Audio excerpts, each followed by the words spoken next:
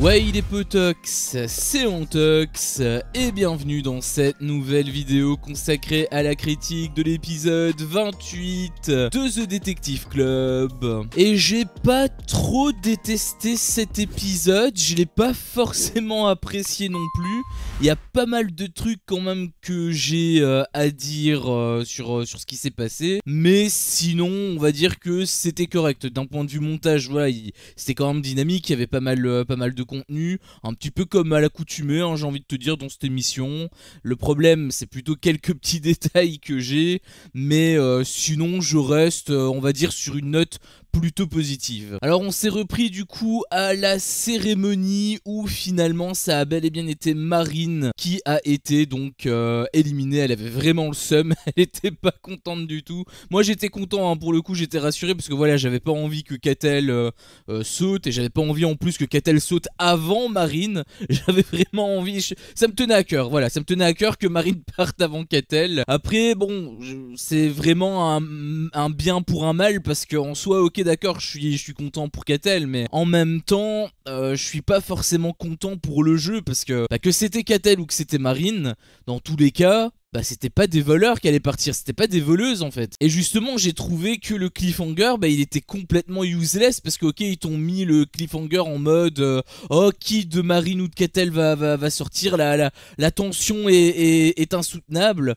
Mais en réalité que ce soit un ou que ce soit l'autre, ça changeait rien quoi, hein. C'est pas comme si le voleur, tu vois, si le voleur faisait partie des trucs un petit peu comme avec The Power, tu vois, où voilà tu as soit le voleur soit un innocent et que là tu mets le cliffhanger là-dessus, bah là je te dis ok pourquoi pas. Mais si c'est deux personnes qui n'ont rien à voir avec le jeu, enfin avec le jeu je parle par rapport au voleur, bah du coup c'est grave amoindri, tu vois, ils t'en font des caisses avec le cliffhanger, mais en soi ils t'auraient pas mis de cliffhanger, ça aurait été la même, tu vois. Donc voilà, j'ai un petit regret par rapport à ça. Je suis un petit peu déçu que voilà la piste Enzo c'est vite évaporé, hein, parce que bah du coup voilà il a déjà plus rien, hein, il a déjà plus rien. Il avait même, alors ça pour le coup je sais pas trop comment le prendre, mais il avait justement Enzo qui à un moment donné voilà il parlait avec Nicolo et tout quand Marine allait révéler qu'elle était enquêtrice. D'ailleurs ils s'étaient un petit peu réconciliés, c'était un petit peu drôle, j'ai trouvé la séquence où Nicolo se prosternait devant le roi Enzo, et que Enzo après voilà il lui avait fait un câlin et tout. J'avais apprécié la petite séquence, elle était un petit peu drôle et tout. Mais par contre Enzo suite à ça il avait dit je t'avais dit que c'était pas moi, et j'ai pas capté pourquoi il a dit ça, parce qu'en réalité là c'est pas son jugement, c'était le jugement de Marine. Donc c'est quoi le rapport entre le fait que c'est pas lui le voleur et le fait que c'est pas Marine la voleuse? Ils sont pas liés. Alors ok d'accord, par rapport à la réflexion de Nicolo où il disait que c'était Enzo et Marine, ok il a tort par rapport à ça, mais il a tort sur 50% de sa réflexion, pas 100%. Donc d'ailleurs j'avais un petit peu peur par rapport à ça, hein. Je me suis dit oula peut-être que voilà ça va être arrivederci, il y a plus rien. Mais finalement bon voilà, Nicolo a été un petit peu sur les côtes d'Enzo. Le problème c'est que il a eu pas mal d'arguments on va dire en sa faveur, notamment Giuseppa qui a excellemment bien joué pour le coup, j'avais trouvé, puisqu'elle disait que voilà ça ne pouvait pas forcément être Enzo parce que Enzo on l'a déjà vu dans les émissions précédentes, notamment les 50, etc. Et lui c'est un joueur, donc si on lui avait proposé d'être voleur, je pense pas qu'il aurait refusé, parce qu'il avait refusé par message. Donc je pense pas qu'il aurait refusé, et j'avais trouvé que cette remarque elle était ultra pertinente. Malheureusement ça va pas dans le sens du jeu, puisque encore une fois les voleurs ils montrent qu'ils sont graves qui sont graves au-dessus. Mais c'est quand même une excellente défense. Là pour le coup il faut quand même le reconnaître, je sais pas, elle a excellemment bien joué là-dessus, sachant que un petit peu avant elle avait déjà un petit peu questionné Enzo Sanders, du coup l'autre Enzo, et en fait elle l'a un petit peu, enfin piégé, pas forcément parce que c'est Enzo aussi qui s'est piégé tout seul, il l'a révélé, mais elle a eu on va dire une réponse qui allait dans son sens, puisque Enzo Sanders avait fait du foot quand il était il fait toujours du foot d'ailleurs, et il évolue au poste de gardien. ce qui signifie que c'est exactement le même secret que l'autre Enzo, enfin le secret, l'indice, pardon, excusez-moi, je me crois dans Secret Story. C'est exactement le même indice que Enzo, enfin que l'autre Enzo, sauf que cette fois-ci c'est sur la mauvaise personne. Et le fait que justement Giuseppa ait mis un petit peu ça en lumière, alors il me semble qu'elle était toute seule hein, avec lui, donc il y a personne qui l'a entendu, mais quoi qu'il en soit, elle pourrait le répéter aux autres, et du coup ça pourrait également leur monter la tête. Donc j'avais trouvé quand même que Giuseppa pour le coup, elle a très bien joué sur cette partie-là. Je précise sur cette partie-là puisque plus tard il y a eu le jeu là avec le truc du cinéma hein, pour l'immunité, et bah en soi c'était logique aussi son choix, parce qu'en gros à un moment donné elle avait éliminé Enzo pour enfin son Enzo, le Enzo voleur je veux dire, pour voilà continuer sur cette piste de bah Giuseppa elle est pas spécialement très proche de Enzo, donc c'est pas eux les voleurs, en tout cas ils sont pas ensemble, tu vois, c'était un petit peu pour brouiller les pistes. C'est pas forcément mal joué ça pour le coup, c'était une bonne réflexion.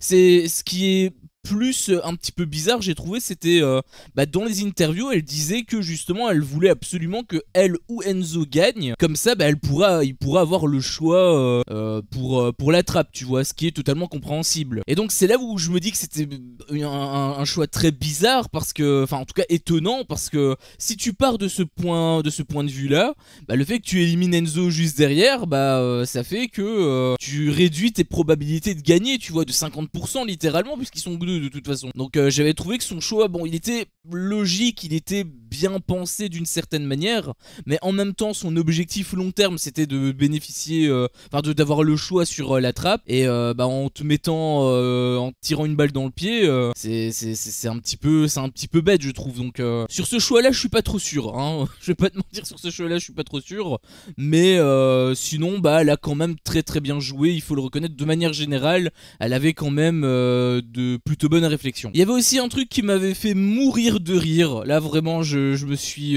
c'était incroyable, je me suis barré comme une baleine, puisque t'avais Julien qui d'un coup, d'un seul comme ça, propose de justement bah, taper sur les personnes qui ont été citées par la prod hein, donc avec le truc des 5 personnes, et il décide comme ça hein, d'utiliser cet indice maintenant hein. On va pas le faire avant hein, parce que Marine et Catel elles faisaient pas partie des 5 personnes. On va plutôt d'abord éliminer soit Marine soit Catel, et ensuite on va réfléchir pour l'indice. On va pas réfléchir tout de suite hein, ça n'aurait aucun sens. Du coup bah ils ont un petit peu discuté sur voilà qui seraient les voleurs etc. C'était bon, la plupart du temps c'était quand même Bengouz qui était dans les petits papiers, mais j'ai trouvé que c'était quand même un poil tard quoi. Enfin je veux dire ils ont pas vie illimitée. En gros moi le jeu je le vois comme un jeu vidéo, c'est-à-dire que voilà tu as des enquêteurs, et chaque enquêteur qui part c'est une vie que tu perds. Alors ok d'accord, c'est pas comme dans les jeux vidéo au sens propre, dans le sens où voilà tu n'as que 3 vies et ensuite c'est game over. T'as quand même un petit peu plus de vie puisque bah il y avait 18 candidats et il y a que 2 voleurs, donc t'as quand même 16 vies, ce qui est quand même beaucoup, mais bah les vies sont quand même limitées. Elles sont nombreuses certes, mais elles sont quand même limitées, et du coup à chaque vie que tu perds bah c'est un pas de plus vers la victoire des voleurs en fait. Et donc le fait que t'aies des cadeaux comme ça qui est offert par la prod, et que tu l'utilises pas tout de suite, que tu l'utilises plus tard, ok très bien, mais que tu l'utilises pas tout de suite, et que du coup il y a un enquêteur qui en pâtit, bah du coup ça te retire quand même une vie gratuitement, juste parce que t'as pas voulu utiliser le cadeau de la prod. Heureusement qu'ils l'ont quand même utilisé maintenant, parce que je me posais de sérieuses questions hein, sur les enquêteurs, mais ils auraient dû le faire plus tôt. En fait ils auraient dû le faire directement, je veux dire ils avaient 20% de chance, ils l'ont pas saisi, ils ont préféré tirer à côté. C'est complètement stupide en fait. Bon, au moins ils l'ont utilisé hein, vaut mieux tard que jamais comme je le dis tout le temps, mais bon à force d'être en retard à un moment donné c'est trop tard, tu vois ce que je veux dire. Donc je sais pas, ok d'accord ils l'utilisent maintenant, mais est-ce qu'ils vont continuer, parce que bon s'ils tapent 3 fois à côté, est-ce qu'ils vont continuer à taper 3 fois à côté? Parce que justement il y avait un autre truc, et là c'est un petit coup de gueule que je dois faire, bon pas par rapport à la prod ou autre, mais plutôt par rapport à une réflexion que j'ai trouvée stupide, mais tellement stupide, je l'ai trouvé cette réflexion, comme Maître Yoda je parle, puisque tu as Adixia qui disait que voilà on a tapé pas mal sur les filles ces derniers temps, d'ailleurs c'est vrai qu'elles sont graves en minorité, et du coup il faudrait peut-être un petit peu lever le pied et plutôt taper du côté des garçons. Et quand elle a dit ça je me suis dit mais attends, mais c'est complètement con ce qu'elle vient de dire en fait. Je sais pas si elle fait ça pour essayer de protéger sa place parce que elle se dit qu'à un moment donné ça va tomber sur elle, mais peut-être, hein, en réalité c'est totalement possible. Mais en tant qu'enquêteur et que t'as envie de trouver un voleur, bah, le truc c'est que justement maintenant qu'elles sont ultra restreintes, t'as pas 36 milliards de possibilités. Il me semble qu'elles sont que 4. Il y a qui? Il y a Adixia, Giuseppa et Jess. Elles sont que 3, je sais plus. Bon, Jess, tu peux déjà l'enlever de l'équation, donc en réalité, ça se joue entre Adixia et Giuseppa. Je sais plus s'il y a quelqu'un d'autre en réalité, mais bref, dans tous les cas, elles sont que 2, voire maximum 3 si jamais j'ai oublié quelqu'un. Mais du coup, justement, c'est dans ce genre de moment que tu dois continuer à taper. Parce qu'il y a plus personne. La probabilité est bien plus grande si tu tapes du côté des meufs que du côté des mecs. Si les mecs ils sont 15 et qu'il y a un voleur parmi eux, bah ça fait une chance sur 15, alors que si c'est les meufs, bah il y a une chance sur 2 ou une chance sur 3, ce qui est énorme. Donc j'avoue que quand j'ai entendu ça, je me suis dit c'est complètement stupide. On aurait vu une interview d'elle directement après où elle disait que voilà, elle sent sa place un petit peu en danger et du coup elle fait ça pour essayer de gagner du temps. Là j'aurais compris, mais on n'a même pas eu ça, donc je sais même pas pourquoi, je sais même pas si c'est vraiment d'un point de vue enquêteur ou si c'est juste pour qu'elle se sauve. Mais dans tous les cas, j'avais trouvé que le raisonnement était complètement stupide. Ça a fonctionné, hein, parce que tout le monde est parti sur les mecs, mais j'ai trouvé que c'était complètement stupide. Ils ont fait le plus gros du boulot et bah, finalement ils s'arrêtent à la ligne d'arrivée. Donc pour le coup c'était Enzo même qui avait dit que au contraire c'était stupide, il fallait continuer, et pour le coup je suis totalement d'accord avec lui. Alors oui d'accord, ok, il est voleur et tout, mais en soi même d'un point de vue enquêteur c'est chelou en fait. Rien que sa réflexion, j'ai trouvé qu'elle était bizarre. Alors oui, bien évidemment, elle pourrait simplement avoir peur pour sa place encore une fois, mais enfin dans le principe c'est con. Voilà, dans le principe c'est con. Je suis désolé, mais t'as une chance sur 2 ou une chance sur 3 de trouver la voleuse. Tu vas pas t'arrêter en si bon chemin. Justement, vous avez fait tellement de sacrifices pour arriver jusque là. S'arrêter maintenant, ce serait vraiment, c'est limite pour gagner du temps en fait, jusqu'à la phase finale. Moi, c'est un peu comme ça que je le vois. J'ai vraiment eu l'impression que c'était en mode ah oui non c'est bon en fait on a accompli la première partie de ce que la prod nous demande, avec le fait que voilà il doit avoir un certain quota par rapport à la phase finale. La part des meufs c'est bon, elle a été trouvée, elle a été respectée, on peut cocher la petite case. Maintenant il faut partir du côté des mecs pour pouvoir rééquilibrer la balance. J'ai vraiment vu comme ça hein, le truc. Donc j'avoue que ça j'avais pas été super content. Et il n'y a pas que ça justement où j'ai pas été très content, puisqu'on a eu le jeu de l'immunité pour le truc de l'attrape et tout. Alors entre temps il y a eu le dé de Nicolo et d'Adixia. Bon en réalité ça je trouvais que ça allait, tu vois, ça a pas été très long. Ok d'accord, c'était pas forcément super intéressant, c'était pas par rapport au jeu, mais c'était pas non plus, ça prenait pas non plus 50 ans, tu vois. Dans d'autres émissions on en aurait eu beaucoup plus hein, des séquences ainsi. Là étant donné que c'est beaucoup plus modéré, c'est beaucoup plus digeste, donc j'ai envie de te dire ça passe. En plus on a quand même vu un aspect un petit peu profond de Nicolo. Il disait que voilà quand c'est juste une attirance physique il peut embrasser, mais il s'en bat les couilles. Par contre il a du mal à embrasser quand il y a plus derrière. Là en l'occurrence avec Adixia il y a plus derrière, donc il a plus de mal à embrasser, alors qu'avec Lohan par exemple il s'en battait les couilles. Du coup j'avais trouvé que c'était plutôt mignon. Voilà, j'avais trouvé que c'était plutôt mignon, et comme je l'ai dit voilà la séquence elle était pas très longue, donc j'ai envie de te dire ça passait, tu vois. Par contre le truc du jeu de l'immunité, alors le jeu de l'immunité voilà il était quand même sympa à suivre, il était fun, on pouvait jouer, toi-même tu connais tout ça. J'ai quand même un petit regret hein, par rapport à ce jeu, c'est que je pouvais pas jouer à 100% parce que quand ils te montraient l'image, le truc c'est que forcément il y a des cuts, ils allaient pas te montrer une image pendant 30 secondes, donc il y avait forcément des cuts, ils étaient partis, ils changeaient de caméra etc. Et pour dynamiser un petit peu l'épisode, parce que ça reste un épisode hein, quand même, il faut quand même pas oublier le but principal. Ce qui fait que c'était assez frustrant pour moi parce que du coup je voyais l'image, j'essayais de regarder les différences, sauf qu'après 5 secondes on me coupait l'image et du coup j'avais pas le temps quoi, donc c'était frustrant. Je vais pas te mentir, c'était super frustrant, mais voilà, ça reste toujours mieux que le jeu des boîtes hein, par exemple, donc quelque part on va dire que ça va.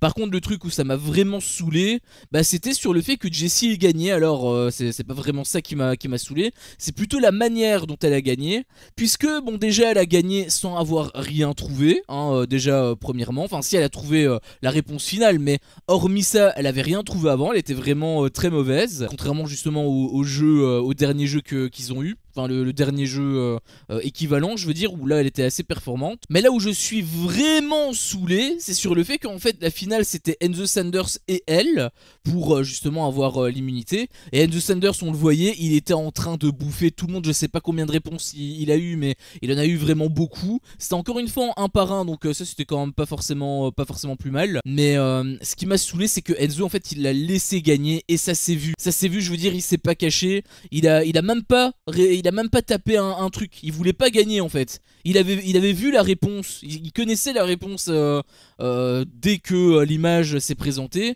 et il est resté en train d'attendre Jess en fait. Et quand Jess elle l'a vu, elle a même dit la réponse et il a dit ouais c'est ça. Et il a laissé taper au lieu de taper lui-même, tu vois. Donc il a vraiment laissé. De toute façon, même Jess à la fin, elle l'a pris dans ses bras, elle l'a remercié et tout. Donc c'est sûr à 100% que Enzo l'a laissé gagner en fait, il y a aucun doute là-dessus, il l'a laissé gagner. Et du coup, bah moi je vois pas c'est quoi l'intérêt de regarder un jeu comme ça. Ok d'accord, je veux bien concevoir que il y a des petites alliances à gauche et à droite, etc. Ça me fait chier, hein, mais bon, je peux comprendre que voilà, il y ait des trucs ainsi. Par contre, sur les jeux, bah le minimum syndical, c'est quand même de jouer jusqu'au bout, quoi. Parce que là, encore une fois, on a un jeu qui est saboté. C'est arrivé très très peu de fois quand même sur cette émission, ça c'est quand même cool. Mais quand ça arrive, bah, j'ai juste eu l'impression d'avoir perdu mon temps. Alors pas tout à fait, parce que bien évidemment, il y aurait pu avoir plein de scénarios différents. Là, c'est parce que c'était Enzo qui était en finale avec Jess. Mais dans tous les cas, ça reste chiant. J'aurais aimé que celui qui gagne, c'est celui qui méritait vraiment de gagner. Là, en l'occurrence, c'était Enzo. En plus, il lui a laissé sa place, mais il se sent pas en danger. Enfin, je veux dire, il lui a laissé l'immunité, très bien, mais qu'est-ce qui va se passer si maintenant les voleurs décident de le choisir? C'est comme s'il lui avait laissé sa place, en fait. Alors, normalement, non. Normalement, ils sont pas censés le choisir, même s'ils avaient parlé un petit peu, on l'avait vu avant, à l'épisode dernier, ils avaient parlé un petit peu de Enzo. Normalement, ça devrait pas être lui. Je sais pas, elle a dit j'ai pas trop envie de le mettre. Donc en théorie, ça doit pas être lui. Surtout que à côté, je rappelle que tu as des Vivian et des Jessica. Bon, là Jessica non puisqu'elle est immunisée. Mais normalement, les premiers qu'il faut taper en tant que voleur, c'est eux en fait. Ils ont 0% de chance d'être les voleurs. C'est sûr. Il y a aucun doute là-dessus. C'est sûr à 100% qu'ils sont pas voleurs. Donc ils ne peuvent pas les utiliser. Ils ne peuvent pas jouer avec eux. Ils leur sont complètement inutiles. Donc normalement, ils sont censés là, maintenant, l'épisode de demain, ils sont censés dégager Vivian. Logiquement, ils devraient dégager Vivian. J'ai l'impression qu'ils vont pas dégager Vivian, qu'ils vont encore dégager quelqu'un type Enzo, tu vois, typiquement. Je te mens pas, cette histoire a l'air de puer un petit peu la merde au début. Voilà, j'avais rien dit, je me suis dit, voilà, il y avait peut-être, il y avait je calculais des probabilités, tu vois. Étant donné que je connais un petit peu le fonctionnement de la prod, je me suis dit, voilà, si Julien gagne, il y a tel pourcentage que la prod, voilà, soit intervenue, au tout début de l'émission, je veux dire, et plus j'ai vu des éléments qui étaient un petit peu suspects, qui étaient dans le sens de Julien, plus je me suis dit que voilà, c'était un petit peu bizarre, et du coup cette probabilité augmentait, ou elle pouvait également diminuer si jamais c'était pas le cas. Du coup voilà, ça évolue un petit peu, et là le truc c'est qu'au début voilà, je me suis dit que le jeu était quand même un minimum réel, mais quand je vois les réflexions un petit peu de con comme Adixia l'avait eu par rapport au fait que d'un coup il décide de changer de sexe sur qui taper, et tous les à côté aussi, le fait qu'il y ait eu que les nouveaux qui a été en très très grande partie, en très très grande majorité touchés, hein, parce que c'était eux les premiers à être sacrifiés. Le fait également que les voleurs décident de ne pas mettre à la trappe les joueurs où t'es sûr à 100% qu'ils sont pas voleurs, donc ceux où ils ne peuvent pas avec qui ils ne peuvent pas bluffer, notamment Jesse Vivian, et justement le fait que potentiellement Jesse Vivian, ou en plein milieu d'aventure, ils ont peut-être un tapis rouge vers la finale, parce qu'il n'y a que la trappe en gros, hein, qui peut les niquer. Il n'y a que la trappe qui peut les niquer. Donc s'ils ne tapent jamais sur Jess et Vivian, ça veut dire qu'ils partent en finale gratuitement, quoi, hein. Parce qu'ils sont arrivés en cours d'aventure, je rappelle. Tous ces éléments mis bout à bout, au début je me suis dit que voilà, le jeu est un minimum réel, mais maintenant je commence à remettre un petit peu en question le jeu. Je me dis, est-ce que en réalité, il n'y a pas déjà un schéma qui est prédéfini par la prod, et où il devait tendre là-dessus, quoi. Pour toi, c'est qui va être mis à la trappe? Est-ce que ça va être Enzo Sanders? En réalité, quelque part, ce serait un petit peu mérité aussi par rapport à ce qu'il a fait. Bah, je vois personne d'autre en fait. Honnêtement, je vois personne d'autre, puisque tous les autres, hormis Vivian bien sûr, hein. Moi pour moi ça doit être Vivian à 100%. Mais s'ils ne veulent pas taper sur Vivian, bah, ils vont taper sur qui? Bengouz il est sur les lèvres de tout le monde. Katel pareil, ils vont pas les éliminer eux. Ça n'aurait aucun sens. Pareil pour Adixé, ils vont pas éliminer Adixé parce que sinon ça veut dire que Giuseppa elle est finito. Donc ils peuvent pas non plus éliminer Giuseppa. Il y a plein de personnes en fait qui peuvent pas éliminer. Et donc les seules personnes sur lesquelles ils peuvent taper sont des personnes type Enzo Sanders et encore une fois, les nouveaux. Les personnes qui peuvent être sacrifiées. Alors par rapport à ce que je dis, forcément ça prend avec d'immenses pincettes, c'est juste une crainte que j'ai, mais parce que voilà, on n'arrêtait pas de me dire que j'étais un complotiste, etc. En réalité, c'est une émission de télé-réalité, hein. On a déjà eu des dizaines d'émissions ainsi, on sait comment ça fonctionne. Si vous voulez avoir des œillères, vous pouvez, hein, que grand bien vous fasse, mais dans tous les cas, moi je reste un minimum sérieux. Je reste un minimum honnête avec moi-même. Je sais que la prod, la seule chose qu'ils veulent, forcément, c'est de l'action, c'est qu'il se passe des choses. Ils peuvent s'assurer d'avoir certaines choses. Et c'est pour ça que je commence à me poser des questions. Au tout début, je me les posais pas forcément. Enfin, c'était une crainte, mais la probabilité était quand même relativement faible. Mais maintenant, vu tous ces éléments qui sont en train de s'emboîter, soit c'est du hasard, mais le hasard fait encore une fois très bien les choses, soit il y a anguille sous roche. Et je me dis que peut-être il y a réellement anguille sous roche. J'espère me tromper, bien évidemment, hein. Mon but c'est pas d'avoir raison absolument, ça je m'en bats les couilles. Moi ce qui m'intéresse c'est justement d'être pris dans l'émission. Et pour ça, il faut pas que j'anticipe certaines choses. Si je commence à anticiper le fonctionnement de l'émission, du coup c'est qu'il y a un problème. Parce que normalement il est pas censé avoir je parle de schéma, hein, bien évidemment. Je parle de schéma que la prod a décidé de construire. Donc on verra dans les épisodes suivants. Déjà on verra qui va être mis à la trappe demain. J'espère que l'épisode va quand même être intéressant. J'espère que ça va pas être un épisode tempo. Et qu'en réalité ils vont tenter de garder le truc de la trappe pour vendredi. Bon, le rythme est relativement correct, hein, depuis le début. Donc j'ose espérer quand même qu'on aura la trappe demain. Enfin bref, on saura de toute façon demain dans les prochains épisodes. Bien évidemment ce n'est que mon humble avis. Moi maintenant ce qui m'intéresse c'est le vôtre. Qu'avez-vous pensé justement de cet épisode? Est-ce que vous êtes d'accord avec moi ou non? Est-ce qu'il y a certaines choses où vous voulez rebondir? Bien évidemment n'hésitez pas tout simplement à liker la vidéo si jamais vous êtes d'accord avec moi. Et si jamais vous n'êtes pas d'accord avec moi, n'hésitez pas à me dire pourquoi dans l'espace commentaire. Si jamais mon contenu vous plaît, je vous invite également tout simplement à le partager, à vous abonner et pourquoi pas à activer la cloche, comme ça vous ne louperez aucune de mes autres vidéos. Pour ceux qui le veulent, n'hésitez pas également à booster la vidéo avec les points qui sont distribués donc gratuitement, c'est plutôt sur téléphone. Si vous avez la fonctionnalité, n'hésitez pas voilà à me donner un petit coup de pouce, hein, ça fait toujours plaisir. Et sinon je vous dis à la prochaine pour une prochaine vidéo. Ciao.